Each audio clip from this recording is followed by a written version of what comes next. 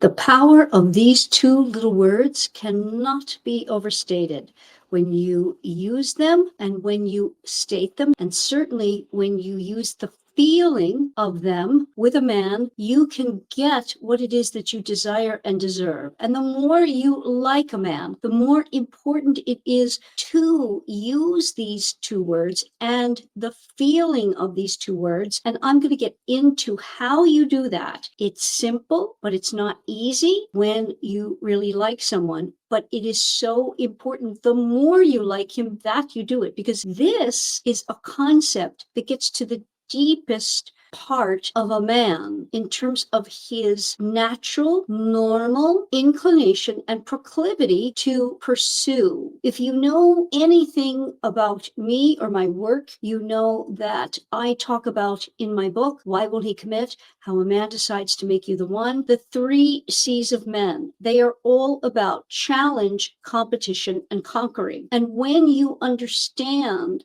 how important it is for you to evoke those feelings in the beginning, this concept and these two little words will come more naturally to you, and you will know and be connected to the reason why it's so important that you hold fast to the concept and use these two words when needed in the beginning, especially, but definitely you can use them through a relationship as well. To a certain degree, it's going to help you enormously. So before I go any further, if you are new to my videos here, I am Coach Paula Grooms, a dating and relationship coach for women, social worker, and author of the book, Why Won't He Commit? How a Man Decides to Make You the One. I help you find a Mr. Right, get an ex back, or grow an existing relationship with a man you truly desire so you create the relationship of your dreams and level up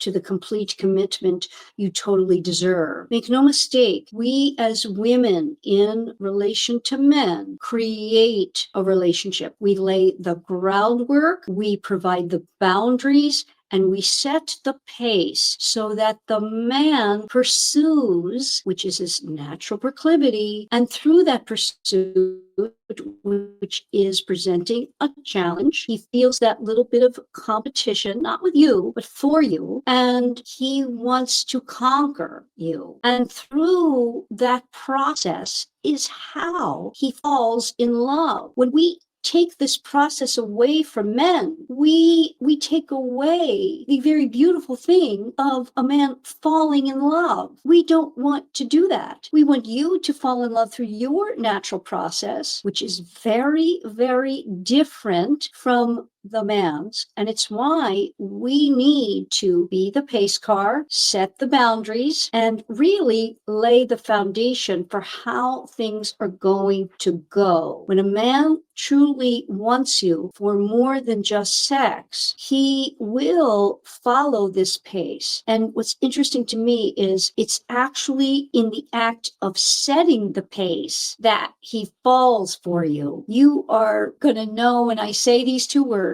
very readily, oh yeah, this is exactly what it is and what I need to do. But again, it's going to be very, very hard for you if there's a lot of chemistry and if you're used to going quickly in relationships and in dating, and definitely if you are acculturated to and used to having sex quickly in a relationship. What are those two words? Very simple. The concept is not yes or no. It is simply not yet. When you start seeing a man, he wants to know that he is making progress with you. But if he makes it too easily and without any challenge, he doesn't feel any sense of competition or conquering, he won't fall in love. And if he doesn't fall in love, here's the inconvenient truth of the difference biologically with our hormones in sex. When women have sex, if we want to have sex with a man, we like him at all, we release oxytocin, and I believe it's also a bit of vasopressin. Don't quote me on that. But I am taking this from Dr. Tara Swart, a neurologist who explains this very well, and she talks about it a lot. So if you haven't seen her, Dr. Tara Swart, she explains that every time a woman has sex, she releases the bonding hormones. This is why, if you like a man and you've had sex with him for 1, 2, or 3 times and you like it, you are going to bond to him. This is natural and normal. This is how your hormones work. But unless the man is in love, he does not release his equivalent male hormones of bonding. This is super important for you to know. This is why you can have a situationship with a man,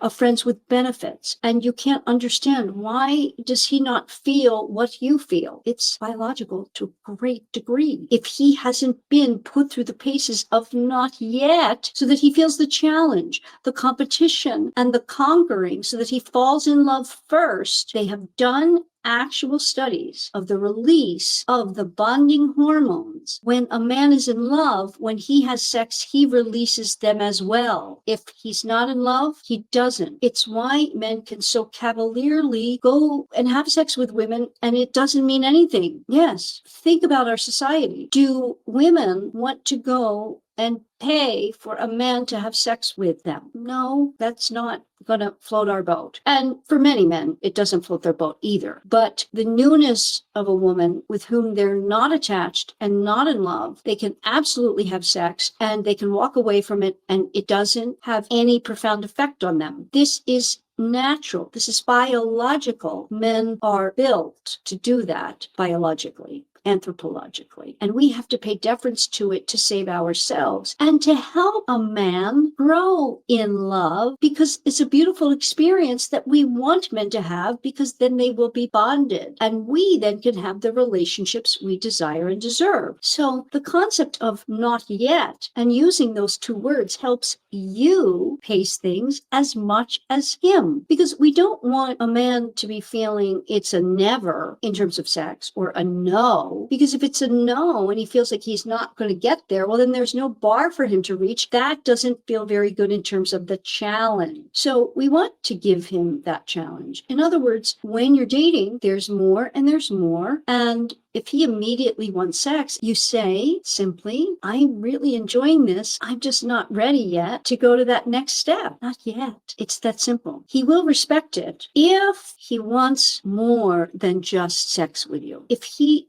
doesn't, and he isn't feeling what he needs to feel. Because make no mistake, if there isn't some level of commonality and him wanting you for more, taking the steps won't absolutely get him there to falling in love with you, but it greatly improves your chances. The concept of not yet helps you to pace things, set a boundary, let him know it will come if you continue to hit the bars I need you to hit, each one moving up. And for each woman and situation, it's going to be a timeline that fits you and fits the situation. You are the decider of that. He doesn't make that decision. And again, that evokes respect. It puts you in the category of Madonna in terms of Freud's Madonna whore dichotomy. If you don't know it, look it up. It's inherent in every male brain, and it helps you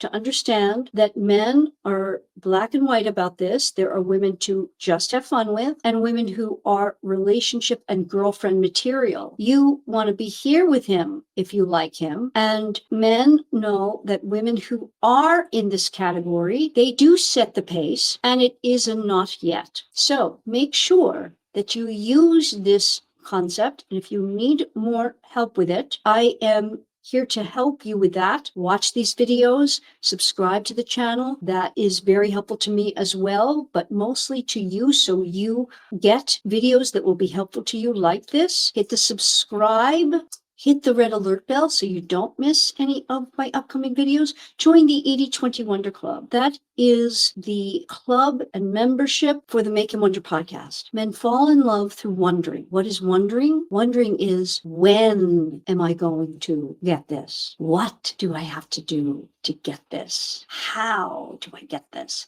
That's the wondering that makes him fall. The podcast is called Make Him Wonder because it is foundational for men. I have in my book, it's one of my gender gaps. Men love through wondering. Women love through knowing. We need to know absolutely that we are wanted, that he feels love for us, everything. He's the opposite of us. It's apples and oranges, equal fruit, but different. When we pay deference to the differences, we can have an equally wonderful relationship, and that's what I'm all about. I'm here for you for that. If you have heard the podcast, and you can go here and on YouTube, go to the playlist and hear episode after episode. There are over 200 episodes in the club, all categorized by age and relationship status. They are real life coaching conversations I have coaching women through all manner of situations, getting an ex back, growing a situationship, friends with benefits, 20s, 30s, 40s, 50s, and beyond, dating, divorced, all manner of unique situations that you can find there in the club, categorized so that you can easily hear these coaching conversations to help yourself through whatever you might be dealing with. And you can talk to me as a guest on the podcast anonymously